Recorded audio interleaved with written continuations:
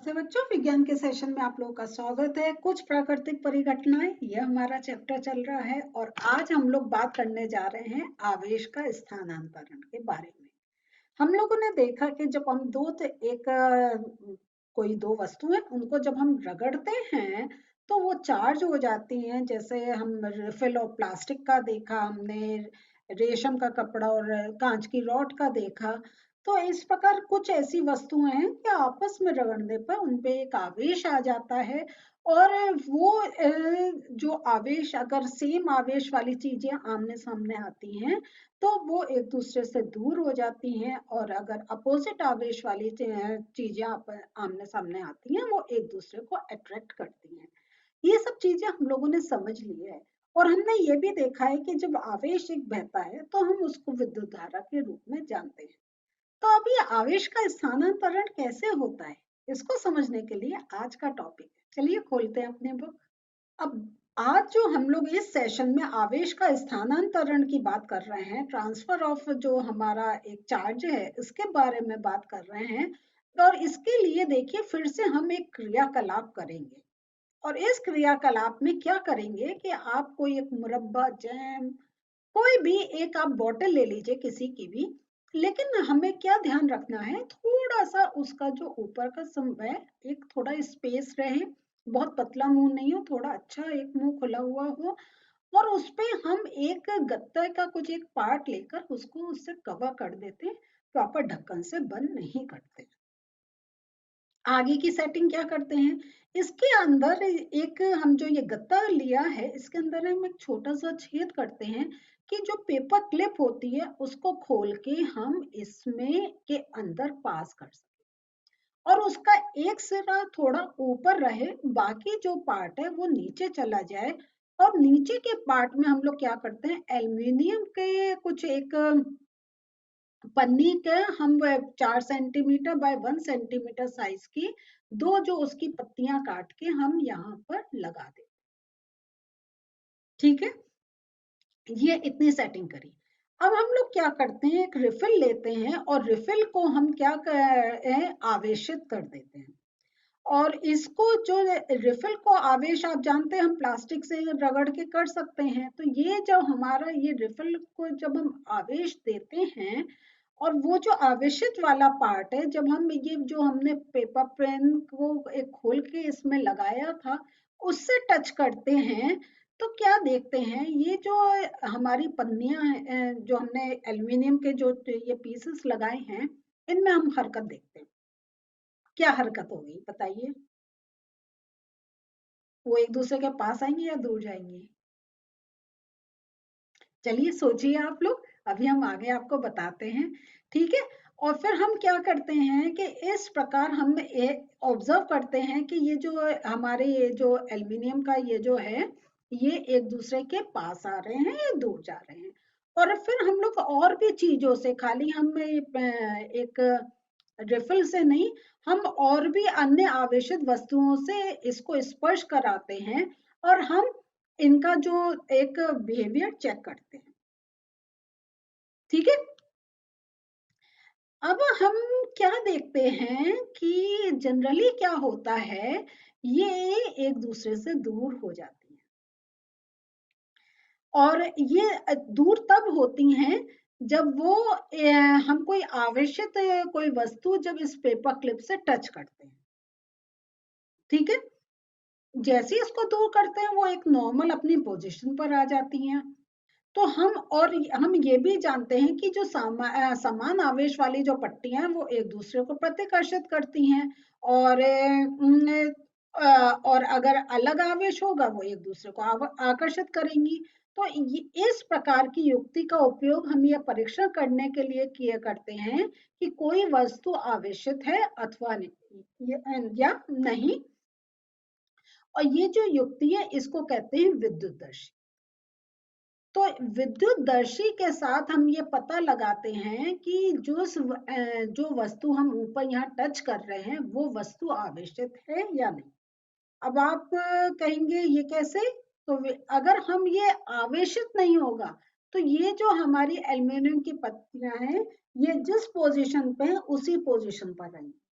लेकिन जब हम ऊपर एक आवेशित एक कुछ लगाएंगे तो वो एक दूसरे से दूर हो जाती हैं। तो इसका अर्थ हुआ कि ये जो आवेशित है, कोई जो वस्तु हम इस तार से जो टच कर रहे हैं, वो आवेश इस, अगर हम जैसे रिफिल का एग्जांपल लें तो रिफिल से इस पिन में जा रहा है और इस पिन से ये एल्युमिनियम में जा रहा है। और ये जब हम एक्सपेरिमेंट कर रहे हैं तो हमें सारी ऐसी वस्तुएं लेनी है जो एक आवेश का ट्रांसफर कर सके, ये भी हमें ध्यान रखना होगा। तो अगर हम कोई वस्तु ला रहे हो, हमें ये पता करना है कि वस्तु आवेशित है या नहीं। हम सिंपल इस तार से टच करेंगे, एल्युमिनियम की जो हमने ये पत्तियां लगाई हैं ये अगर दूर हो रही हैं, इसका अर्थ हो रहा है कि ये जो वस्तु हम लगा रहे हैं ये आवेशित है। और क्योंकि ये दोनों एल्युमिनियम की हैं, अलग अलग पदार्थ की नहीं है, तो इसका अर्थ है सेम आवेश दोनों पर जा रहा है। और जब सेम आवेश दोनों पर जा रहा है तो वो एक दूसरे को दूर हो रही है। और दूसरा जो हमें ध्यान रखना है कि इस प्रकार हमें ये ज्ञात हुआ कि विद्युत आवेश को किसी आवेशित वस्तु से अन्य वस्तु के धात्विक चालक द्वारा भेजा जा सकता है। तो वही कि हमारे जो है, इसको पहले मार्क कर लीजिए। तो जैसा मैंने आपको बताया कि इसमें हमें ये ध्यान रखना है कि ये जो हम तार ले रहे हैं ये आवेश एक चालक होना चाहिए, मीन्स वो करंट अपने अंदर से कैरी करना चाहिए। यहाँ पे अगर हम कोई लकड़ी को अगर हम इस टाइप से लगाएंगे तो हमारा कार्य नहीं होगा, क्योंकि लकड़ी जो है वो आवेश का ट्रांसफर नहीं करती। पेपर क्लिप के सिरे को धीरे से हाथ से स्पर्श कीजिए। ऐसा करते ही आप पन्नी की पट्टियों में एक परिवर्तन देखेंगे और वे अपनी मूल स्थिति से में वो वापस आ जाएंगे।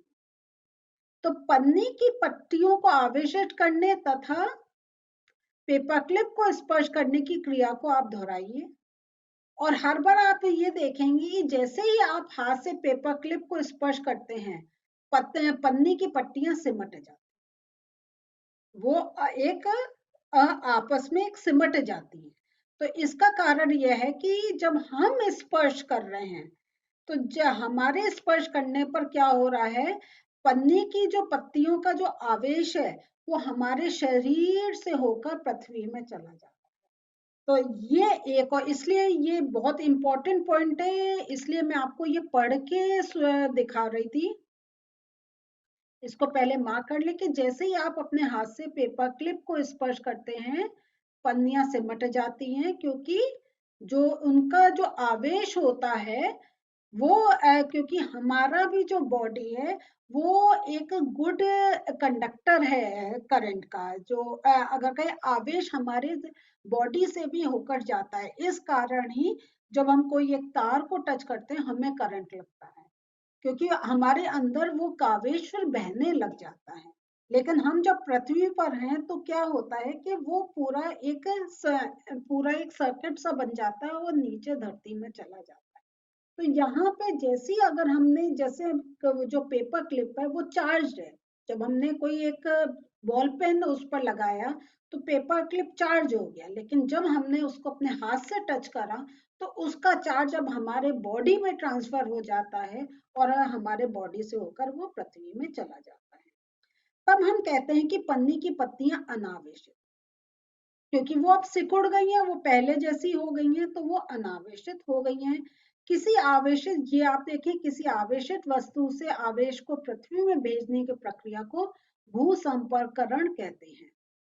और इसीलिए जो है कि जब एक हमारा जो करंट है वो एक धरती में चले जाता है, और इस कारण आप देखेंगे कि हमारे बिल्डिंग्स को बचाने, वो एक करंट से जो इलेक्ट्रिक हमारा जो एक बिजली जो चमकती है और जब धरती पर गिरती है तो उससे भवनों को बचाने के लिए हम भू संपर्करण की व्यवस्था की जाती है, जिसमें हम एक ऐसा ऊपर वायर लगाते हैं पोल पर कि उस पर जब करंट आता है तो वो इधर उधर फैलता नहीं है, वो उस वायर के थ्रू होकर धरती में चला जाता है। वो भी हम आपको बताएंगे और डिटेल में, लेकिन ये होता है भू संपर्क।